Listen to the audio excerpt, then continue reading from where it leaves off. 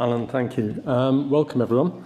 And I really wanted to just walk you through in the next 20 minutes or so how we went through this year. It all started actually with mid-staffs, and the government, in its infinite wisdom, decided after the mayhem of mid-staffs on a slightly knee-jerk response, if you like, that it wanted surgical outcomes out there for all our patients to see. It then produced about this time last year, it was about October of last year, the new NHS, as it called itself. And it called itself Everyone Counts, and then there was offer 1, 2, 3, 4, 5. And all of this was aimed at improving the outcomes of what we do to patients. And when it said it wanted publication of clinical audits for every practicing surgeon. And obviously for us, that's urological surgery. However, as we all know, in urology, we don't have a single procedure undertaken by every urologist. And so there was our first quandary. The second quandary we had was none of our audits are nationally funded. We've funded them, or you've funded them, if you like, through your subscriptions, etc., and the funds that we get in from all our activities. And we've been going now, if you go back to the old days with Sarah and the Access databases, back to 1998 and beyond. So we were coming from a very weak standpoint. The first I got was a call from the then Chief Executive HQIP, which was in early January of this year, saying, just to let you know, this is coming down the tracks, they've made a decision, and it's going to hit you hard. And it was formally announced on the 4th of February. We had a meeting with HQIP, who were the designated body who were going to run with this from the government 3 weeks later.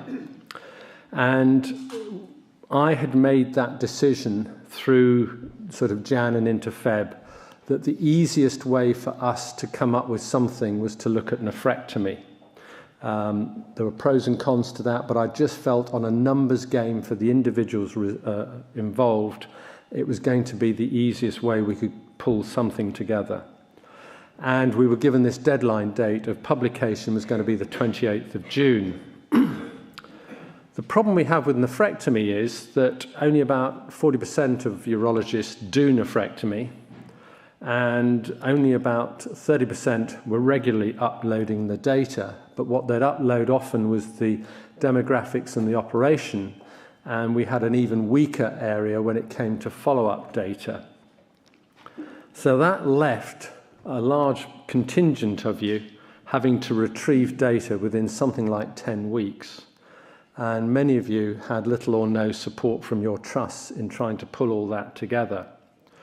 And we also had to work from a baseline. What was the numbers that we thought we were looking at? And the only way we could get an idea was to go back to the HES data, which is England's coding data from 2011, to give us a potential number that we should be looking at. So here we go. I decided that we should look at all the nephrectomies done in 2012. The HES data for 2011 for England showed that it was just under 7,000 nephrectomies were done by urologists. I excluded those that might have been done by transplant surgeons or vascular surgeons.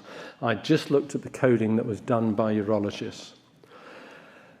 And we collected 5,449 cases from 283 consultants at 119 centres. And on the numbers game, we thought we had about 80% of the nephrectomies done. That worked out as a median number of cases per consultant of 14 and a median number of cases per centre at 37, with quite a range, as you see here. And what we don't know is whether those that were doing 1, 2, 3, 4 and 5, from the data that they entered, but they actually did 15, but didn't have the time, energy, effort, whatever, to put in the last cases. And so there's a huge validation issue, which I'll come on to as we go through the talk. And this is how it began to look as that it was coming out. The government was keen we used NHS Choices. We were keen that it was actually the BAUS website and it was a link to NHS Choices. And Sarah and Tricia worked very hard at putting it into this sort of pictorial format with Nigel Bullock on the website. So you go into your region and you look at the regional data from there. You'd then go into more of the centre data, which are all you could click on the left-hand side if you're a patient or interested on the relevant hospital, and you'd then get the individual consultants listed, and you could look at then the individual data.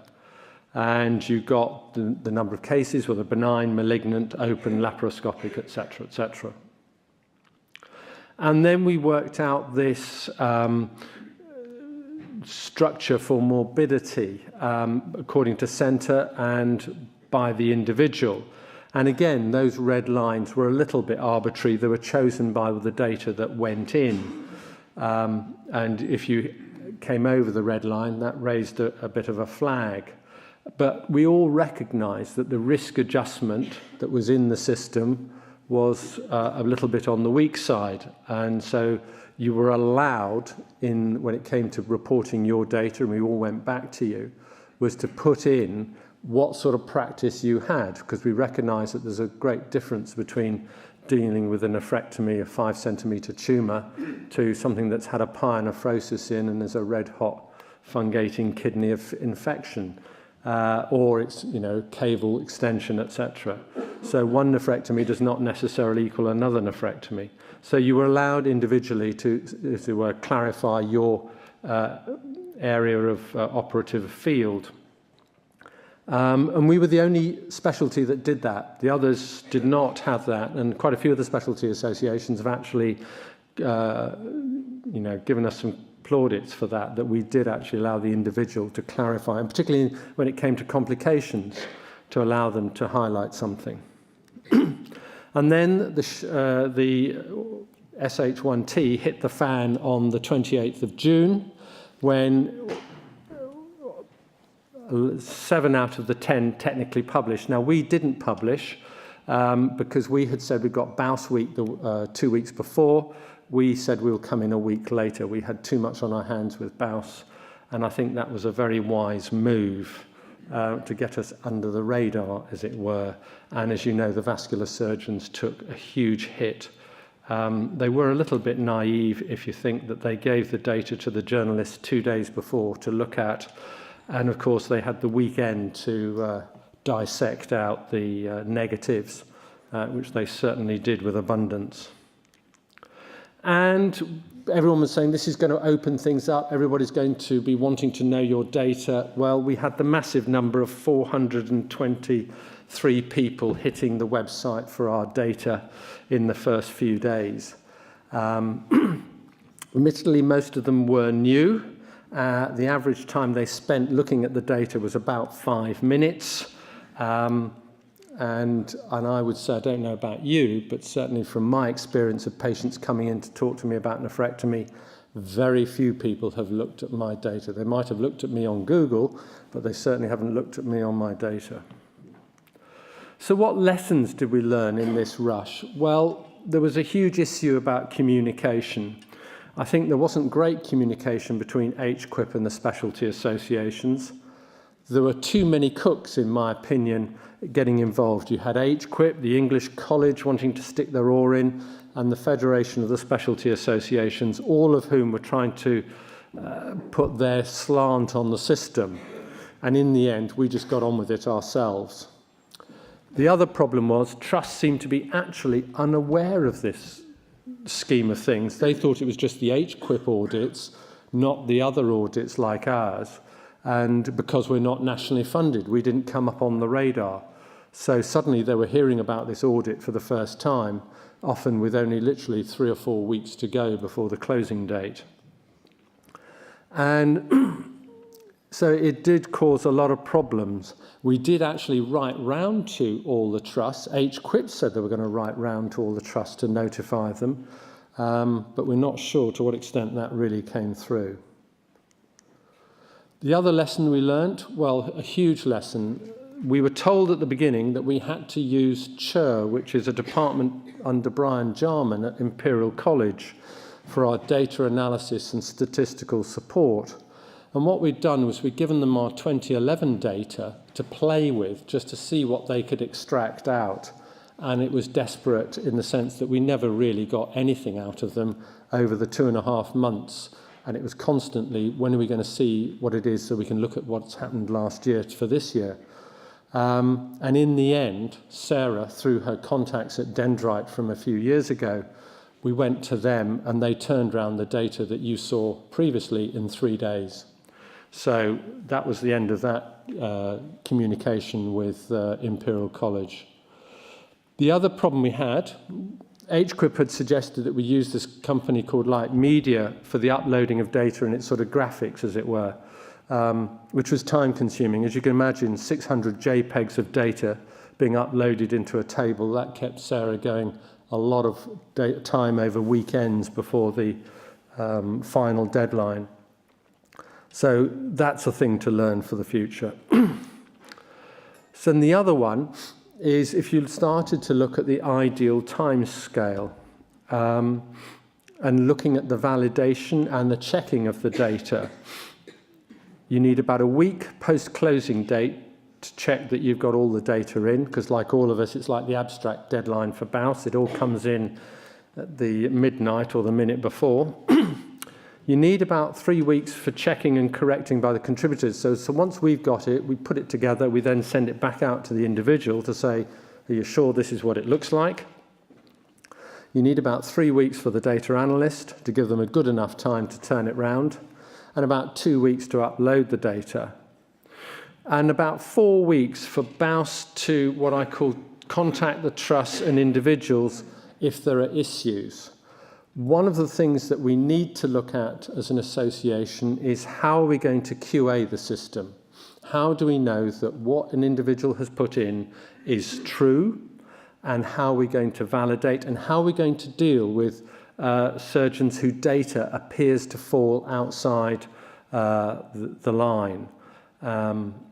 And, you know, this time round, everyone was within the goalpost because I set them so far apart. But the next time, we're going to have to bring it closer and closer. And so I do have a concern about how we're going to QA it. And do we end up with someone, you know, from the region picking out 3 or 4 of your data sets and just saying, let's check it against the notes? Again, someone's got to go around and do that. That's time out, et cetera, et cetera. But we do have to look at how we're going to QA the whole process. HQIP have just announced on their website their key recommendations for next year, and I'll take you through it and then I'll tell you what we're going to do. They want more consultation and involvement of patients. They want all 10 specialty that published this year to improve on it for 2014, and as you'll see in a minute, we're doing that. They want 1 new specialty to step up to the plate for next year. Now, this is an interesting one. Funding should be available from NHS England via HQIP to support the process. We did actually bill HQIP just under 15,000 for the additional time for Sarah and Tricia to help us. And I have to say that was an underestimate of their time involved, because it's not cheap doing this. And they want the minimum requirements for publication to be defined by HQIP and NHS England. So essentially what they're saying is, unlike this time when we all chose what measures we were going to use, like orthopedics just chose length of stay and morbidity and mortality, we chose about 3 or 4 parameters. Next time they're saying, no, we will choose them and we'll tell you what we're going to have. They want activity and mortality together with 1 other quality measure. Risk adjustment, well, we've got that in, hopefully for next time, as I'll show you in a minute. To look at the research, analysis should be presented in a consistent format, and I'll show you that in a minute. Communications teams involved and specialties should have an input into the tendering process for analytical support. Well, I think we've got our own, how I would like to run it for the future from here. The other issue was the issue of the legal side with regards to people who either failed to enter their data or who were refused. And the new legal advice, because we were very worried, of course, that if someone had refused and found his data up there, that we were going to be challenged, quite understandably, by the individual concerned. And HQIP suddenly said, "Oh, don't worry, you don't need that legal requirement," and they're still saying that, but I have a concern. The HES code, now this is important, and it's something I think we do need to think about. We should look at HES into seeing how we can use HES to feed the data sets so that you're not having to enter everything again. And in particular, when you're coming on to the two prostate audits that you're talking about, the national prostatectomy audit and the section prostatectomy audit, that can we use HES to actually feed the generics and the demographics into it, and all you've got to do is update it, as it were, and try and make it a bit easier. And they want to produce the outcome data in a consistent format. Well, what have I said? Although HQIP wants an audit to cover every individual urologist in England, I've said this is an evolutionary process. We're going to do it, but we'll do it in our time, not theirs. Endo think that they can go for PCNL, and I know that you're talking about the radical prostatectomy. I have said that what we should do for 2014 is just upgrade the nephrectomy database with better risk adjustment, better delineation between the benign and malignants, and then that's going to be our process for 2014. And then in 2015, we will announce the endo and prostatectomy. So that gives you the whole of 2014 to work on your data. But there are other issues that we have to bring to the table. Our current IT platform for the data collection is Nevola, launched in 2008. It cost $66,000 to put together, but as I mentioned earlier, the participation rate before this year with the nephrectomy was only about 30%. And over the 5 years, we have put in the best part of $250,000 of BAUS money into the Nevola database. And that's a lot of money for what is poor take-up and poor usage. Now, James, who runs the Nevola database for us, was great to set it up, but he has indicated to us that he wants to move on and take his company into a different direction. So we are going to have to look at a new IT platform for the database. And we're going to have to look at tendering for the process, and we're beginning to put an options appraisal out there for companies who are interested, and then we will shortlist the top 2 or 3 and then work with them to draw up the detailed spec for the new database through next year. The data sets that we've got to date, Sarah has them or Tricia has them, so we haven't got enough one for everybody, but if people want to have a look, we do have them. But there is we've spent a lot of money on this system so far, and we can't keep throwing money at it. We have to be, if you like, a bit wiser and a bit more selective about how we use the data and audit system. Now, the aim of the whole process was the government thought that patients would look through NHS Choices to choose their consultant. Now, I don't know about you, but as I said, I don't think many patients are looking at that. And if you actually go onto the NHS Choices website, it's quite hard to divvy down through the website to get to this page. And that has been raised with NHS Choices. So it's not easy unless you're pretty savvy at negotiating around websites to get the data that you want. My whole feeling was, we pay for it, we own the data, and we have it, as far as I'm concerned, on the BAUS website, and we do the links. And in that way, we've got control of the data. My big worry is if we hand it out to another body like HQIP, yes, they'll pay for it, very nice, but you've instantly lost control. And so I would just advise you cautiously that that's the route you should take in the future. And this is the latest slide that's just come out from HQIP, literally about 2 weeks ago. And this is how they want the future to be: a traffic light system for the individual on the left, and you'll be ticked green, or blue is the concern and red is the big concern. But what I'm more worried about is the star rating on the right there against potentially individuals, against the hospital. So my big worry is that we are looking, if you look at this as being their future, a league table. And I have huge worries about that. And I think we are going to have to be fairly robust in the way we respond to this. So I just wanted to finish with a huge thanks not only to you for actually signing up and joining, because you did say, you know, people did raise their concerns. I hope at the time I answered them fairly fairly, because quite understandably this was a challenge for a lot of you.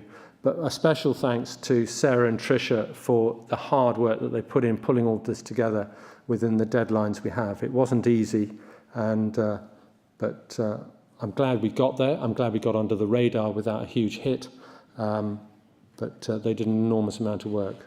So thank you.